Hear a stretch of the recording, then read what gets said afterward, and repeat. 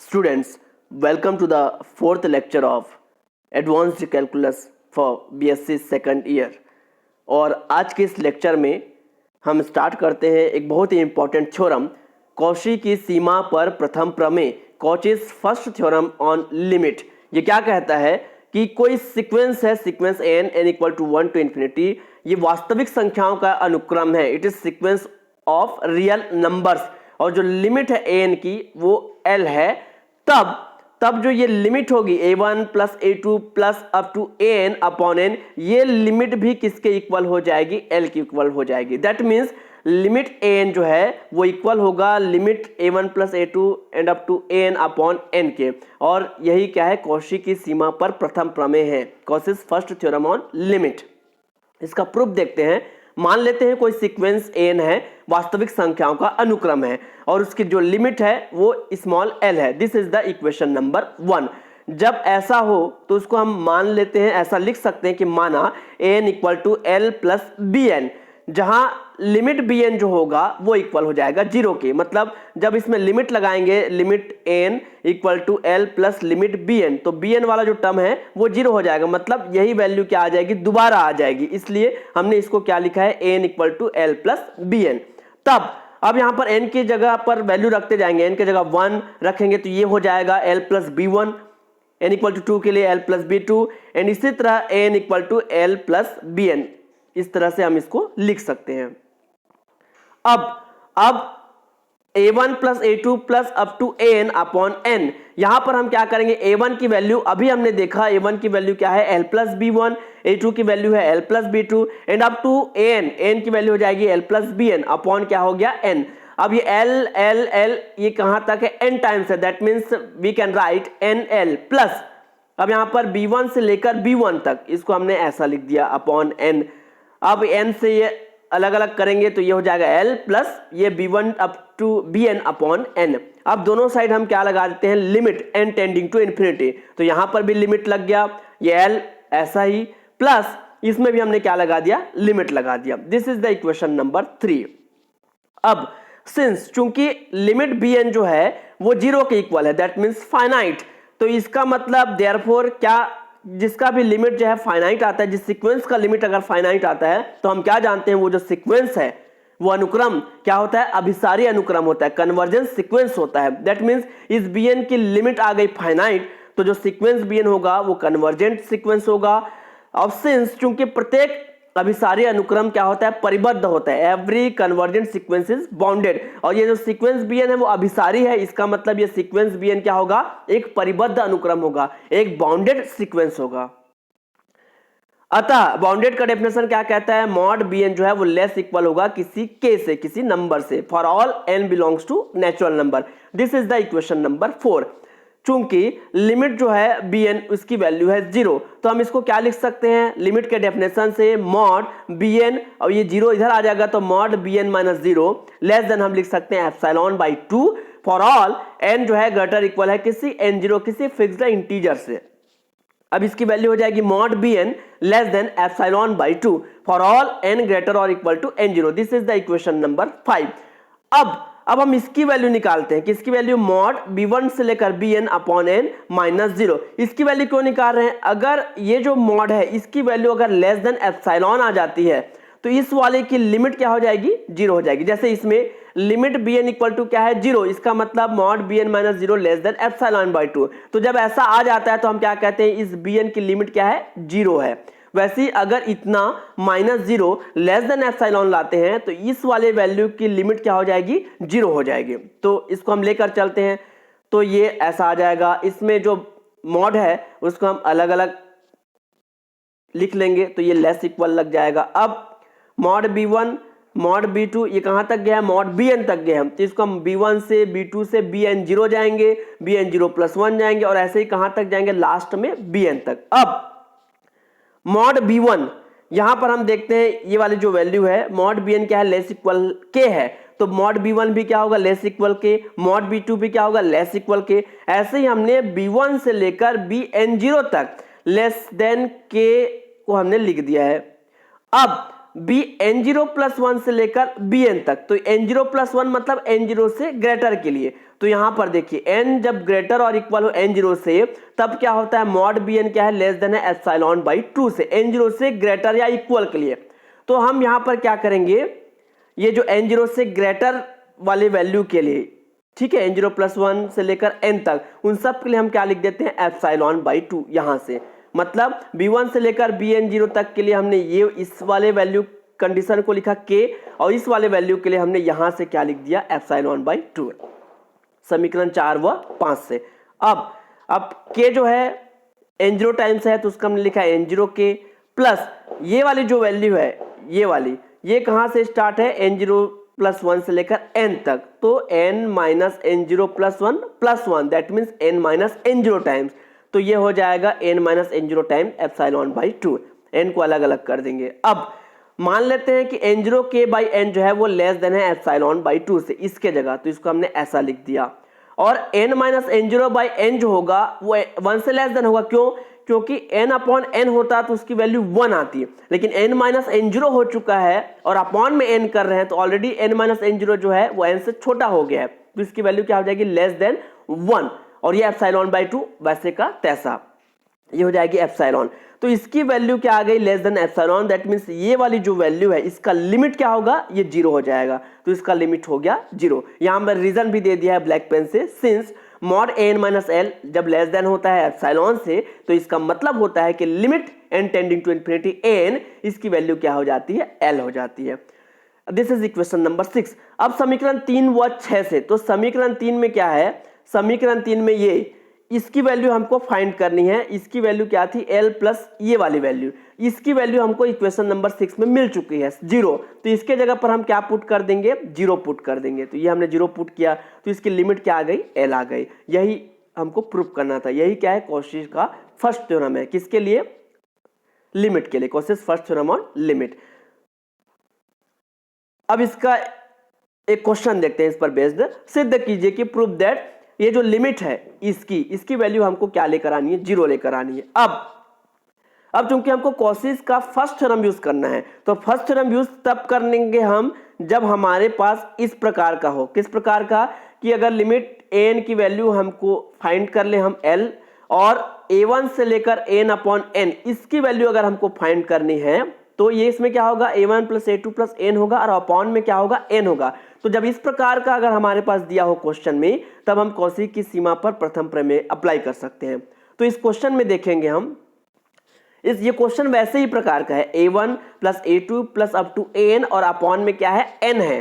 तो अगर हम इसकी तुलना करें a1 plus a2 plus a3, तो an क्या हो जाएगा, 1 बाई n। तो हमने मान लिया है कि माना suppose an equal to 1 by n, तो देयरफॉर इसलिए अब a1 क्या हो जाएगा, a1 equal to 1 by 1, that means 1, a2 equal to 1 by 2, a3 equal to 1 by 3 and so on, और आगे भी। अब लिमिट निकालते हैं an के, लिमिट n, तो n की वैल्यू है 1 बाई n, तो n टेंडिंग टू इन्फिनिटी करेंगे तो we will get 0, that means ये 1 बाई n क्या है, n की वैल्यू है, तो limit n tending to infinity n, इसकी वैल्यू क्या आ गई, 0। This is the equation number 1। अब कॉची की सीमा पर प्रथम प्रमेय से क्या होता है, limit n tending to infinity a1 to n upon n, इसकी वैल्यू किसके इक्वल हो जाएगी, लिमिट an के इक्वल हो जाएगी। अब a1 की वैल्यू क्या है 1, a2 की वैल्यू है 1 बाई 2, ये वैसे ही रख दिया, मतलब ये डायरेक्ट जो क्वेश्चन में जो हमको फाइंड करना था वो एज इट इज आ गया। अब इसकी वैल्यू हम यहाँ पर फाइंड कर चुके हैं, an की वैल्यू 0, तो ये क्या आ जाएगा, 0 आ जाएगा। मतलब कॉची की सीमा पर प्रथम प्रमेय से हमने इसकी वैल्यू जो है 0 प्रूफ कर दी। एक और क्वेश्चन देखते हैं, इसमें भी देखेंगे 1 अपॉन क्या है, n है, और a1 plus a2 plus a3 and up to n, और अपॉन में क्या है, n, इसकी वैल्यू फाइंड करनी है। मतलब फिर से कॉची की सीमा पर प्रथम प्रमेय यूज करेंगे। तो मान लेते हैं n की वैल्यू क्या है यहाँ पर, n to the power 1 by n, तो इसलिए a1 क्या होगा, 1 टू द पावर 1 बाई 1 मतलब 1, a2 क्या होगा, 2 to the power 1 by 2, a3 क्या होगा, 3 to the power 1 by 3 and so on, और आगे भी। अब हम क्या करते हैं, लिमिट an की वैल्यू निकालते हैं सबसे पहले। तो अब नाउ लिमिट n, तो n की वैल्यू रख दिए n to the power 1 by n, n tending to infinity, और हम सभी जानते हैं कि इसकी जो वैल्यू होती है, limit n to the power 1 by 1 n, इसकी वैल्यू क्या होती है, 1। This is equation number 1। अब Cauchy's first theorem on limit से क्या हो जाएगा, लिमिट ये वाली वैल्यू किसके इक्वल हो जाएगी, लिमिट an की वैल्यू। अब a1 की वैल्यू क्या है 1, a2 की वैल्यू क्या है 2 टू द पावर 1/2 और ऐसे ही an की वैल्यू और अपॉन में क्या है n, मतलब ये पूरा क्या आ गया एज इट इज क्वेश्चन आ गया हमारा इक्वल टू, और इसकी वैल्यू हम क्या ला चुके हैं 1, तो ये क्या हो जाएगा 1 समीकरण 1 से, ये हो गया प्रूव्ड। ये नोट करके हमने लिखा है, इसको हमको याद रखने हैं। लिमिट जो है n to the power 1/n क्या होता है 1 होता है, जिसे हमने यहां पर यूज किया है। सेकंड, यदि p ग्रेटर देन 0 है तो limit n tending to infinity 1/n to the power p, इसकी वैल्यू होगी 0 जब p क्या हो ग्रेटर देन 0 हो, दैट मींस पॉजिटिव हो, तब इसकी वैल्यू होती है 0। Limit p to the power 1/n हो जहां n टेंडिंग टू इंफिनिटी हो, तब इसकी वैल्यू होती है 1 यदि p जो है ग्रेटर देन हो 0 से। And fourth one, limit 1 + 1/n to the power n और n टेंडिंग टू इंफिनिटी हो तो इसकी वैल्यू होती है e। अब एक दूसरा महत्वपूर्ण थ्योरम हम देखते हैं, कॉशी की सीमा पर द्वितीय प्रमेय, Cauchy's second theorem on limit. ये भी बहुत इंपॉर्टेंट थ्योरम है। ये क्या कहता है कि कोई सीक्वेंस है n धनात्मक पदों का एक अनुक्रम है, it is a sequence of positive terms, धनात्मक पद होंगे, ऋणात्मक निगेटिव टर्म्स उसमें नहीं होंगे, तो ये जो लिमिट होगी an to the power 1/n, इसकी वैल्यू साक्षात इक्वल हो जाएगी लिमिट an + 1/n से। यदि दाएं पक्ष की सीमा विद्यमान हो, मतलब ये जो राइट हैंड साइड इसकी लिमिट अगर एग्जिस्ट करती हो, उस केस में इसकी वैल्यू क्या होगी, इसके इक्वल हो जाएगी, चाहे वो लिमिट परिमित हो या अपरिमित हो, फाइनाइट हो या इनफाइनाइट हो, लिमिट एग्जिस्ट करनी चाहिए। अब क्वेश्चन देखते हैं। हाँ, यहां पर गौर करेंगे कि जो कॉशी की सीमा पर द्वितीय प्रमेय है उसको तब अप्लाई करेंगे जब n टू द पावर में क्या हो 1/n हो। इस टाइप का अगर क्वेश्चन हो डिग्री में 1/n, तब हम इस द्वितीय प्रमेय का यूज करेंगे। तो दर्शाइए कि क्वेश्चन दिया है limit n to the power 1/n, इसकी वैल्यू है 1, डिग्री में क्या है 1/n है, तो वैसे ही हमारे दिमाग में क्लिक कर जाना चाहिए कि जब डिग्री में 1/n है तो हमको कॉशी की सीमा पर द्वितीय प्रमेय का यूज करना है। तो यहां पर देखिए n to the power 1/n है और यहां पर क्या है n to the power 1/n, तो n किसको मानेंगे हम, n को, तो मान लेते हैं सपोज लेट n = n, तो n + 1 क्या हो जाएगा, n की जगह पर n + 1। अब चूंकि हमको इसकी वैल्यु ज्ञात करनी है, ये वाली वैल्यू, तो ये किसके इक्वल है, इसके इक्वल होता है, तो हम इसकी वैल्यू निकालेंगे। n हमारे पास है, n + 1 भी है, अब n + 1/n उसकी वैल्यू लिमिट निकालते हैं, तो n + 1 की जगह ये रखा, n की जगह ये रखा, n ये हो जाएगा 1 + 1/n। नाउ हम लिमिट अप्लाई करते हैं, तो ये हो जाएगा 1 + 1/∞, दैट मींस 1 + 0, दैट मींस ये हो जाएगा 1 हो जाएगा, 1 + 0 मतलब ये 1 आ जाएगा यहां पर। This is equation number 1। अब कॉशी की सीमा पर द्वितीय प्रमेय से क्या हो जाता है, इसकी वैल्यू किसके इक्वल हो जाती है, limit n tending to infinity n + 1/n से। तो यहां पर क्या हो जाएगा, इसकी वैल्यू हमने फाइंड कर लिया इक्वेशन नंबर 1 से। इक्वेशन नंबर ये 1 में ये 1 है और इस 1 को हम यहां पर क्या कर देंगे, यहां पर 1 आ जाएगा, तो इसकी वैल्यू क्या आ गई 1 आ जाएगी, जो हमको क्या करना था क्वेश्चन में प्रूव करना था। अब क्वेश्चन है नेक्स्ट, दर्शाइए कि शो दैट, इसकी लिमिट हमको क्या लेकर आनी है, e लेकर आनी है। फिर से इसमें डिग्री में क्या है 1/n है, मतलब फिर से हम सेकंड थ्योरम अप्लाई करेंगे कॉशी का, तो ये जो वैल्यू है पूरी की पूरी ये किसके इक्वल हो जाएगी, an के इक्वल हो जाएगी। तो n + 1 क्या हो जाएगा, जहां जहां n है वहां वहां हम क्या रख देंगे, n + 1 रख देंगे। अब इसलिए देयरफॉर n + 1/n क्या हो जाएगा, ये वाली वैल्यू लिख दिए और अपॉन में an करेंगे तो इनटू होके क्या हो जाएगा, ये ऐसा पलट जाएगा। अब ये तो वैसा ही है, फैक्टोरियल n + 1 को हम क्या लिख सकते हैं, n + 1 फैक्टोरियल n, तो इससे क्या हो जाएगा, यहां से n 1 डिग्री क्या हो जाएगी, कम हो जाएगी, फैक्टोरियल n जो है कैंसिल हो जाएगा और हमको इस तरह से मिल जाएगा। अब हम लिमिट अप्लाई करते हैं, तो जब लिमिट अप्लाई करेंगे n tending to infinity 1 + 1/n to the power n, तो इसकी वैल्यू किसके इक्वल हो जाएगी, 1 के इक्वल हो जाएगी। तो 1 के इक्वल कैसे हो जाएगी, ये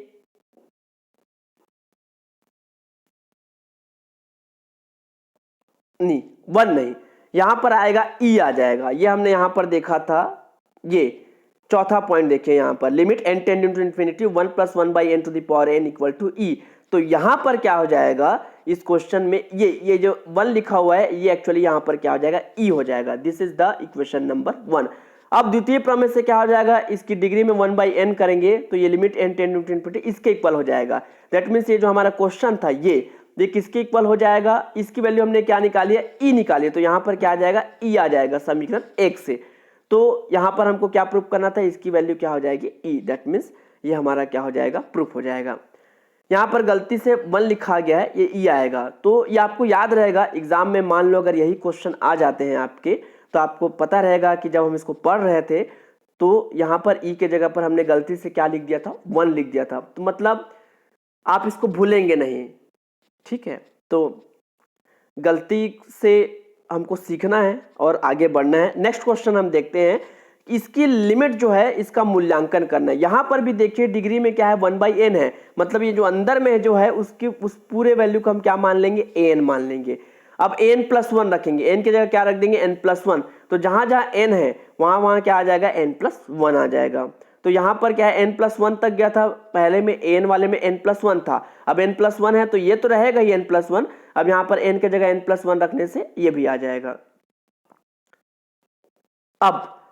अब n+1 अपॉन an की वैल्यू, तो ये जैसे ही n+1 अपॉन an करेंगे तो इतने टर्म्स कैंसिल हो जाएंगे शुरू से लेकर ये वाला टर्म बचेगा, उसको हमने ऐसा लिख दिया है। n+2 को हम क्या लिख सकते हैं, n+1+1। अब इसको अलग अलग करेंगे, n+1+1 को, तो ये हो जाएगा 1 + 1/n+1 to the power n+1। अब लिमिट लगाएंगे, तो चूंकि हम जानते हैं कि limit 1 + 1/n to the power n किसके इक्वल होता है, e के इक्वल होता है। तो यहाँ पर 1 + 1 ये n के जगह पर क्या है, n+1, और यहाँ भी n के जगह क्या है, n+1। तो ये क्या हो जाएगा, e के इक्वल आ जाएगा। This is equation number 1। अब हम अप्लाई करेंगे कौशी की सीमा पर द्वितीय प्रमेय से। इसकी वैल्यू किसके इक्वल होती है, इसके इक्वल होती है। तो n के जगह पर रख दिए और डिग्री में क्या है, 1/n, तो ये पूरा क्वेश्चन आ गया। अब इसकी वैल्यू क्या लाए हम, e लाए हैं, तो इसके जगह पर क्या आ जाएगा, e आ जाएगा समीकरण 1 से। ये क्या हो गया, प्रूफ हो गया। अब ये होमवर्क है आप लोगों के लिए, क्वेश्चन है, सिद्ध करना है कि इसकी लिमिट क्या है, 4/e के इक्वल होती है। ये बहुत ही इंपॉर्टेंट थ्योरम है, ये सेट नेट एग्जाम में भी ये कई बार पूछे गए हैं, तो ये होमवर्क आप लोग को करने हैं। तो आज के लेक्चर में इतना ही, बाकी नेक्स्ट क्लास में